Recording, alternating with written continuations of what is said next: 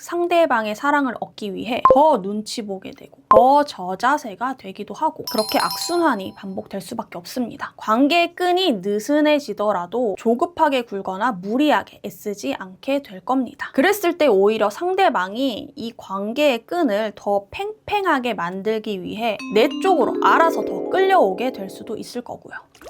안녕하세요, 여러분. 오늘은요, 의뢰 연애를 하지 않는 방법에 대해서 이야기를 나눠보려고 합니다. 참 의리라는 말 자체가 썩 마음이 좋지 않은 단어이긴 합니다. 부정적인 의미의 단어에 행복만으로 가득해야 하는 연애라는 단어가 합쳐졌죠. 의뢰 연애, 듣기만 해도 불행의 기운이 넘쳐나는 말입니다. 서로가 행복하고 즐거운 연애를 하는 것이 누구나가 다 추구하는 연애일 텐데 그러지 못하고 있다라면 아무래도 상대방이 갑인 것 같고 내가 을인 것 같다라는 느낌적인 느낌이 온다라면 둘 중에 한 사람이 내가 갑이니까 너가 을해 이렇게 말로써 역할을 정하는 경우는 거의 없을 거예요. 어쩌면 내가 스스로 을의 입장을 자처하고 있는 건 아닌지 한 번쯤 점검해 보실 필요가 있습니다. 어떤 일련의 과정들이 나를 을로 만들고 있는 것은 아닌지 또 그런 을의 연애를 하지 않기 위해서는 어떻게 해야 하는지 어떤 방법들이 있는지 몇 가지로 정리해서 이야기 나눠보도록 하겠습니다.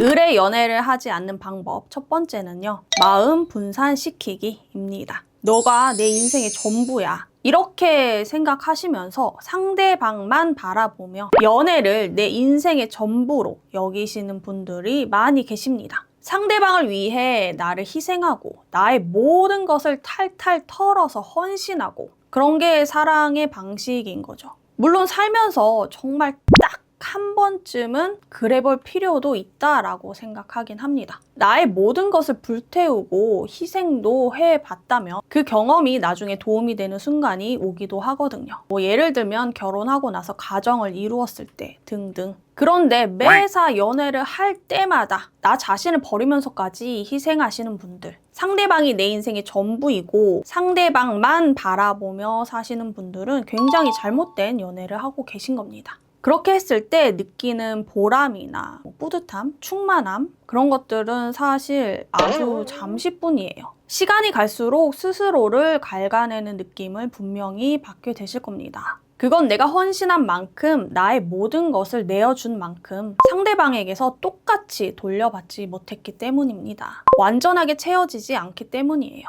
내가 희생하고 헌신한 만큼 똑같이 되돌려 받는다면 혹은 그 이상의 것을 받는다면 온전히 다 채워진다면 그나마 낫습니다. 하지만 그런 경우는 거의 드물어요. 그랬을 때 보상 심리가 쌓이고 서운함이 쌓이고 결국은 내가 더 좋아하는구나. 내가 을의 입장인 거구나. 라는 생각만 남게 되는 거죠. 해결책은요. 매우 단순합니다. 조금 덜 좋아하기. 그런데 이런 사람의 마음을 수치로 정해서 물리적으로 마음의 양을 줄이는 건 불가능하죠. 그렇다면 어떤 방법이 있느냐? 내가 사랑하는 상대방만큼 중요한 요소들, 내가 사랑하는 다른 요소들을 내 삶의 곳곳에 배치를 해 두시는 겁니다. 그게 가족이 될 수도 있고 친구가 될 수도 있고 반려견이 될 수도 있고 나의 직업이 될 수도 있고 취미생활이 될 수도 있고 그 여러 가지 것들을 내 삶 안에서 유지하기 위해 나의 에너지와 마음이 분산이 될 거예요. 물론 그 중에서도 나 자신이 가장 1순위가 되어야 하고요. 오로지 상대방에게만 올인했던 나의 마음을 쪼개서 여러 곳에 배치를 하면 상대방에게 집중되어 있는 나의 마음의 수치가 조금은 내려갈 수 있다라는 의미입니다. 그렇게 내 삶의 밸런스를 잘 유지하신다면 매력 상승은 덤으로 따라오게 될 거예요. 그렇게 했을 때 상대방이 내 삶 안에서 자신의 영역을 스스로 넓히기 위해 알아서 나에게 더 잘하려고 노력하는 모습도 볼 수 있을 거고요. 상대방이 내 삶의 전부라면 을의 연애가 되기 쉽습니다. 반드시 나의 관심을 나누어서 내 삶 여러 곳에 배치하시고 중요한 요소들의 밸런스를 잘 유지하기, 즉 마음을 분산시키기 꼭 기억해 주셨으면 좋겠습니다. 두 번째는요. 배려의 개념을 제대로 알기입니다. 이 배려심에 대해서 잘못 알고 계시는 분들이 많이 계십니다. 배려란 내가 상대방을 위해 마음을 써주는 행동이죠. 건강한 배려는 내가 진심에서 우러나와서 순수하게 상대방을 위해주고 싶은 마음이 자연스럽게 행동으로 이어지는 것입니다. 내가 하고 싶어서 하는 행동인 거죠. 그런데 그게 아니라 이렇게 해야 내가 상대방에게 사랑을 받을 수 있겠지? 라는 생각이 행동으로 이어지게 되면 그건 배려가 아니라 눈치를 보는 행동이 됩니다. 스스로가 한 행동 자체에 행복감을 느끼는 것이 아니라 행동을 한 후 돌아오는 상대방의 반응, 즉 보상에 따라 행복감을 느끼는 건 건강한 배려가 아닙니다. 그렇게 사랑을 얻기 위해 하는 행동은 그 자체에 보상 심리가 깔려 있기 때문에 그게 제대로 채워지지 않았을 경우 서운함이 동반되고 다시 보상, 즉 상대방의 사랑을 얻기 위해 더 눈치 보게 되고 더 저자세가 되기도 하고 그렇게 악순환이 반복될 수밖에 없습니다. 그건 계속해서 스스로를 낮추고 갉아먹는 일과도 같아요. 상대방 입장에서는요, 상황이 좋지 않을 경우 왜 이렇게 과하게 저자세를 취하는 거지? 내가 원하지 않는 배려를 하면서 왜 혼자 서운함을 느끼는 거지? 왜 저렇게까지 하는 걸까? 부담스럽게. 이런 생각을 동반하게 만들 수도 있습니다. 상대방을 내가 너무 사랑해서 나를 희생하는 거다. 이렇게 말씀해 주시는 분들도 많이 계십니다.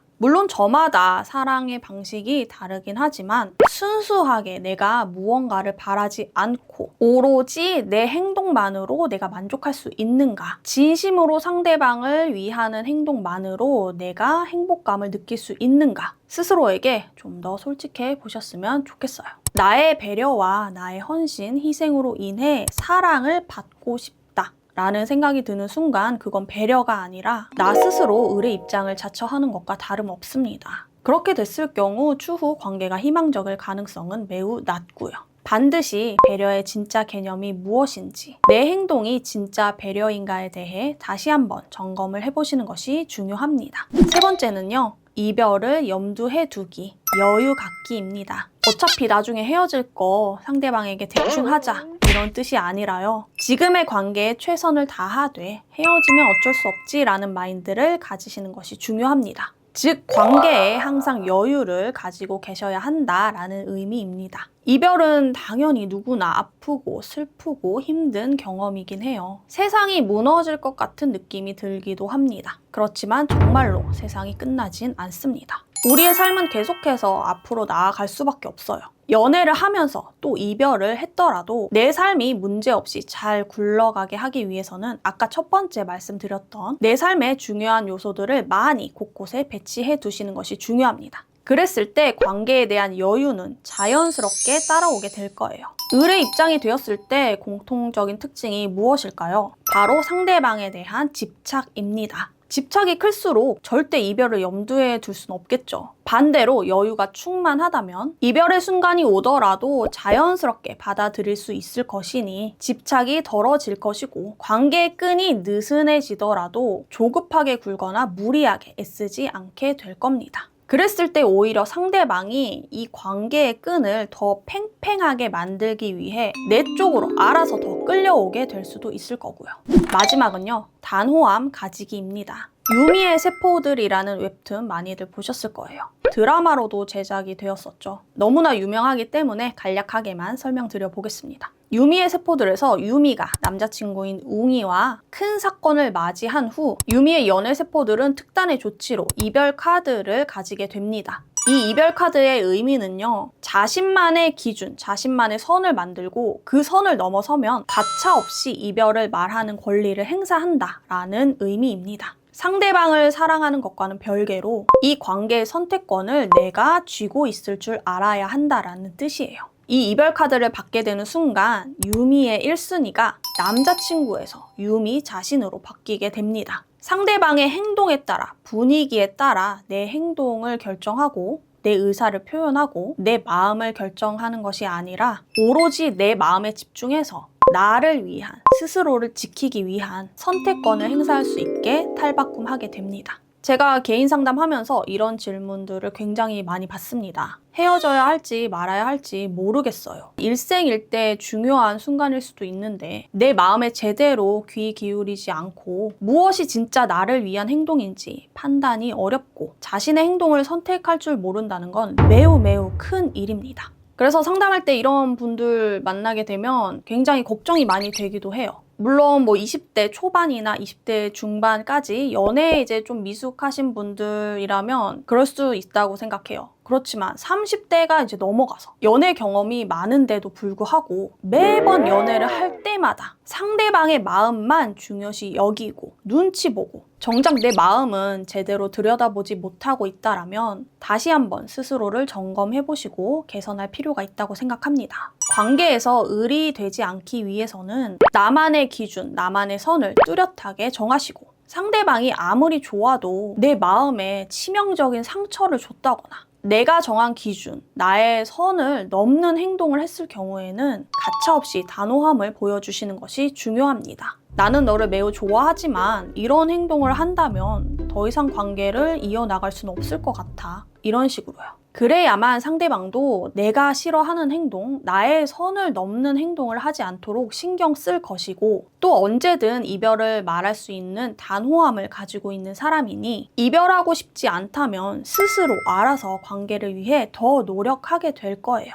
내가 가지고 있는 이 단호함이 을의 연애를 하지 않게는 물론이고 나 스스로를 지킬 수 있는 하나의 무기가 될 겁니다. 참 마음 아픈 사연들이 많은데요. 스스로 깨닫고 변화를 갖지 않으면 상황은 절대 달라지지 않습니다. 안 좋은 상황이 늘 똑같이 매번 반복이 된다라면 원인을 찾으려고 노력하셔야 되고 문제의 원인을 찾았다면 개선의 의지를 갖고 끊임없이 노력을 하셔야 됩니다. 그래야 달라질 수 있어요. 상대방을 바꾸는 것이 아니라 나 스스로가 달라져야 관계가 달라지고 상황이 달라지고 인생이 달라질 수 있습니다. 너무 진부한 말이긴 하지만 나 자신을 사랑하라. 이 말이 진리라고 생각합니다. 어려울 수 있어요. 쉽진 않습니다. 하지만 할 수 있어요. 왜냐면 우리는 모두 충분히 사랑받을 자격이 있는 사람이니까요. 을의 연애 하지 마시고 갑의 연애도 하지 마시고요. 행복한 연애 하시길 바라겠습니다. 제가 오늘 준비한 영상은 여기까지고요. 공개 사연과 질문 받고 있습니다. 영상 아래 더보기란 링크에 작성해 주시면 채택해서 영상으로 가져와 보도록 하겠습니다. 개인 상담 필요하신 분들께서도 영상 아래 더보기란 링크 참고해 주시면 좋을 것 같고요. 그럼 저는 또 다음 영상에서 만나 뵐게요. 안녕.